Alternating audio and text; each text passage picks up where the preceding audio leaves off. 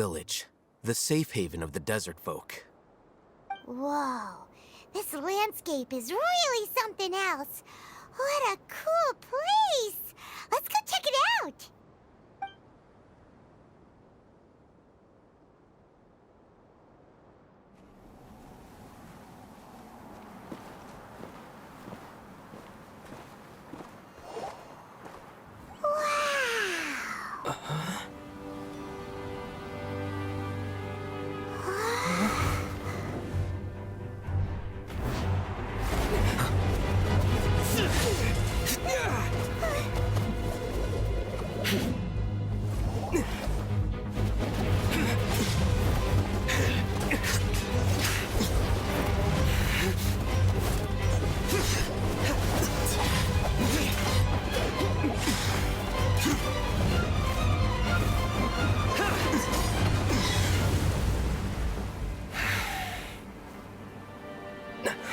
Sino.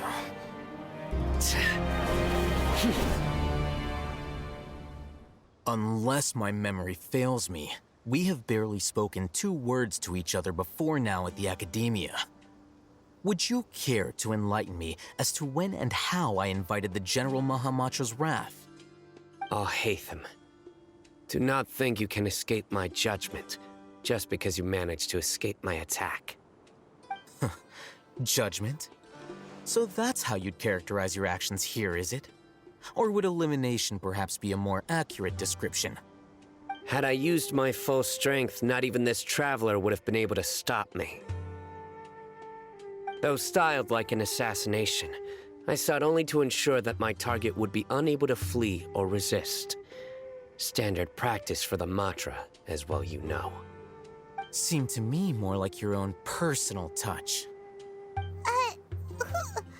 Who is that, Al-Haytham? Did you call him General Mahamatra? Yes. General Mahamatra Sino, head of all the Matra at the Academia. He's a formidable hunter, and the ultimate nightmare for any who have committed academic crimes. You seem to have placed a lot of trust in Al-Haytham, to the point of blocking an attack for him. If I were you, I'd never choose to side with him. I wouldn't believe a single word that comes out of his mouth. I have been pursuing this scribe for a long time. I urge you, stand back and do not seek to defend him any longer. Otherwise, there will be consequences.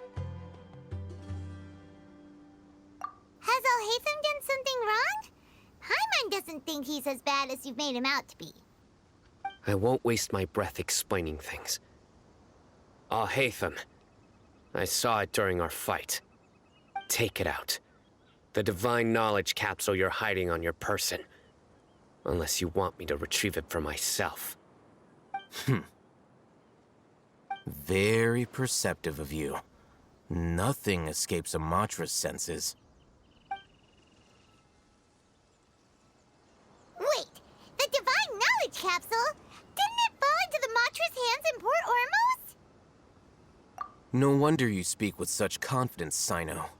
But I must admit, I'm very curious. What does this capsule mean to you? And why, as General Mahamatra of the Academia, are you all alone in the desert? As far as I'm aware, the other Matra have been speculating about your disappearance. Have you been given a mission that's, let's say, morally dubious? If I was the real target of your mission, what was stopping you from simply using your authority and resources to judge me within the walls of the Academia?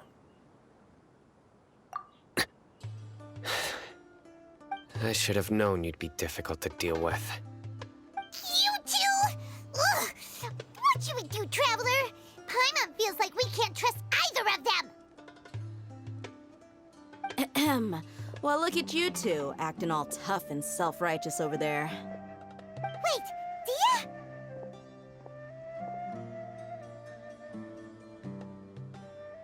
Great! Finally, someone that we can trust!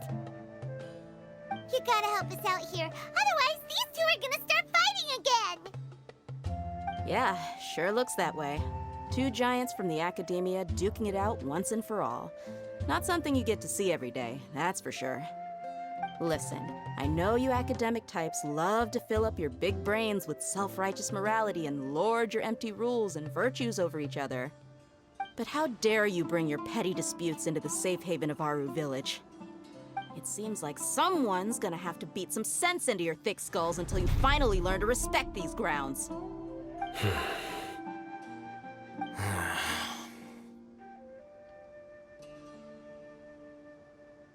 Hey, did either of you hear a word I just said?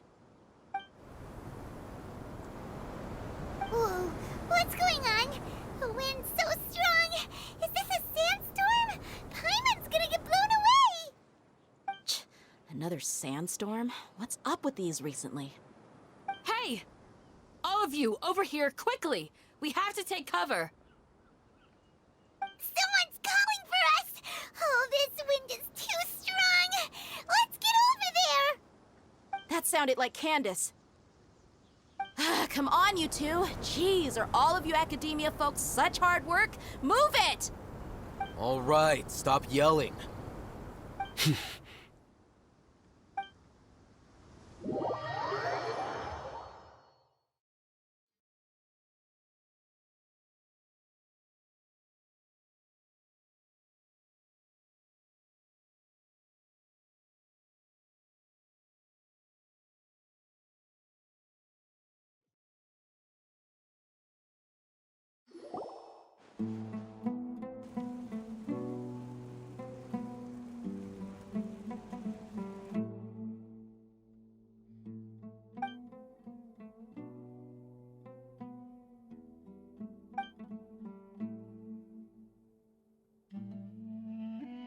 Well, this is pretty awkward. Hey, wanna play sardines with 3 people who wanna tear each other limb from limb? Sure, why not? Sounds fun. The air is so thick and heavy. Paimon can hardly keep floating anymore. My sincere apologies, everyone. This is the home of our village chief. I will have to ask you to make do with this small room until the sandstorm dies down. Please, let me introduce myself. I am Candace, protector of Aru Village. Our savior has come at last! Nice to meet you, Candace. The name's Paimon. Thank you so much for helping us.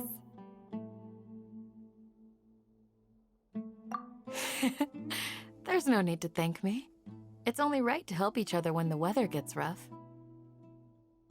Wow, she's so gentle and caring, like a nice older sister. Unlike those guys over there. All right.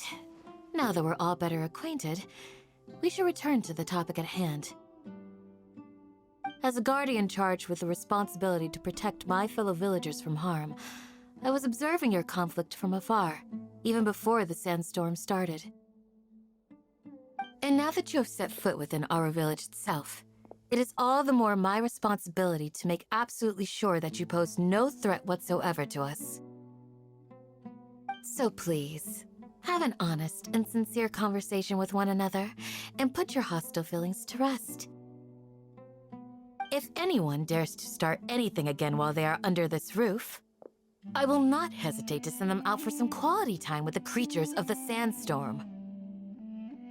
Oh, on second thought, Paimon may have misjudged Candace's character. And that goes for you too, Miss Dia. Do I make myself clear? All right, we got it, Candace.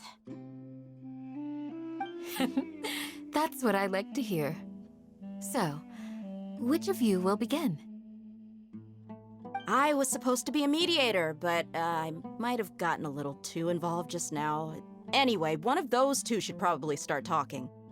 Wait, that was you trying to be a mediator? I have nothing to hide, so there's no shame in explaining myself. While Al Haytham wasn't wrong about the other Matra not knowing my whereabouts, it's not because I've been assigned a morally dubious mission. Rather, I've chosen to exile myself. Huh? Exile yourself? A little while ago, I discovered that there was data missing in the Academia's project planning and development files. What little they did report clearly did not match the project's actual progress. As General Mahamatra, I had the responsibility and authority to request an audit. However, to my surprise, the person responsible for the erroneous data was none other than Grand Sage Azar himself. I tried to investigate the issue myself before submitting a formal audit request, but I soon found that all leads and potential pieces of incriminating evidence were carefully concealed from me. I began to realize that they were cautious of me from the very beginning.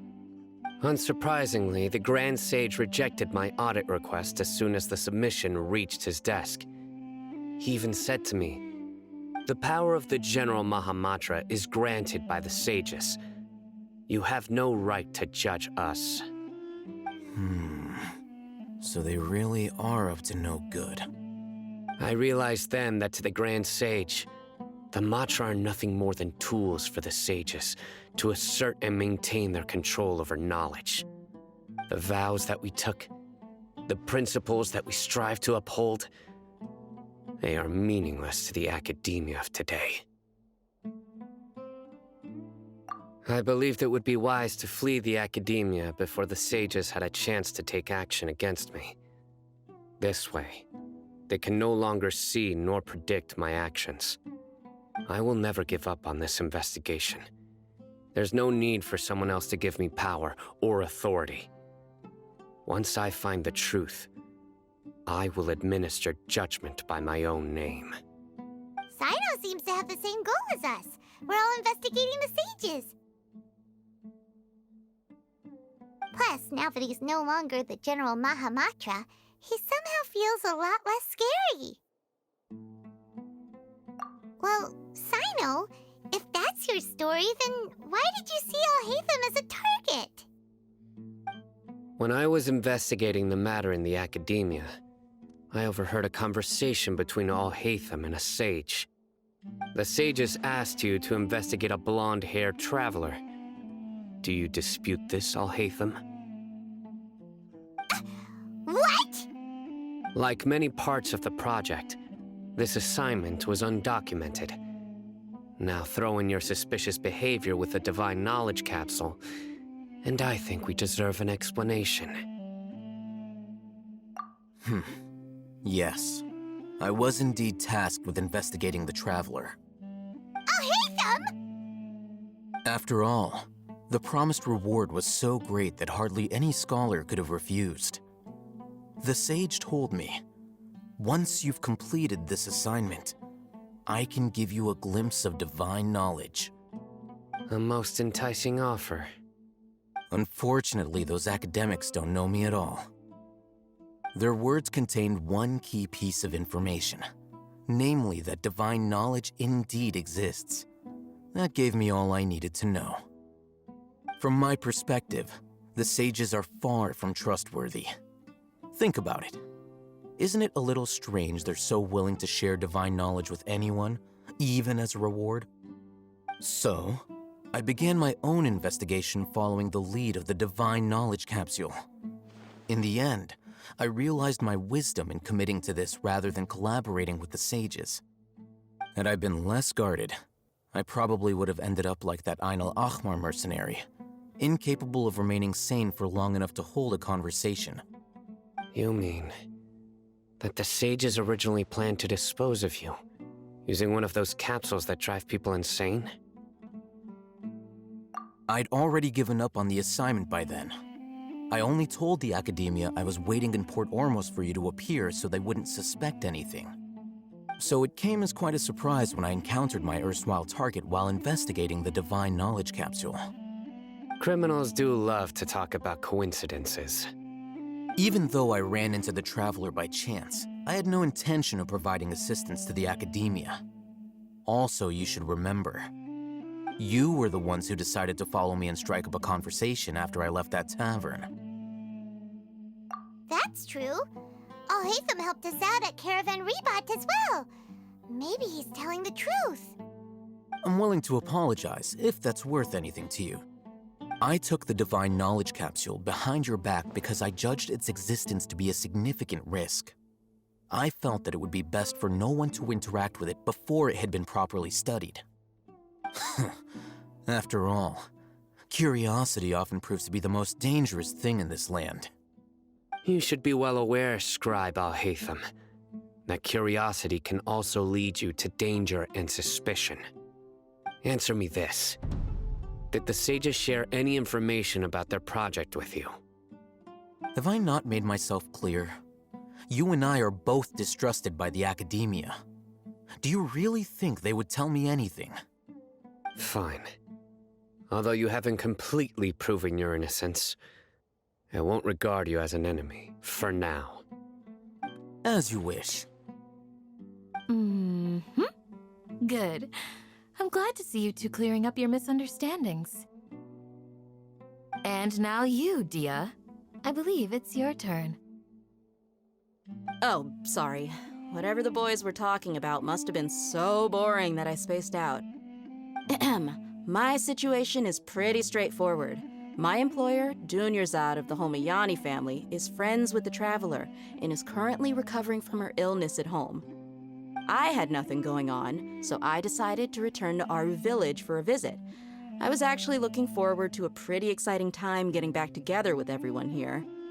But then I saw these two random guys in the middle of a pointless argument. It ticked me off, and things went downhill from there. Is that all? Well, I will admit that definitely sounds like your style. In that case, welcome back, Dia. That's more like it. I missed you all so much, Candace. Whoa! What was that sound? No need to worry. Now that you're no longer at each other's throats, please make yourselves at home. I'll take a quick trip outside to clear out some of those creatures in the sandstorm. Creatures? In the sandstorm? Are you sure you don't want some backup? Fighting in a sandstorm is not for the faint-hearted. Anyone without extensive training in these conditions is at a disadvantage. You needn't worry.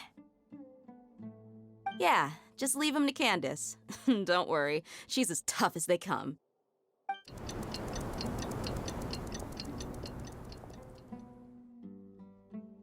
The wind's died down. That means the sandstorm's over, right? Candace still isn't back yet, though. Is she alright?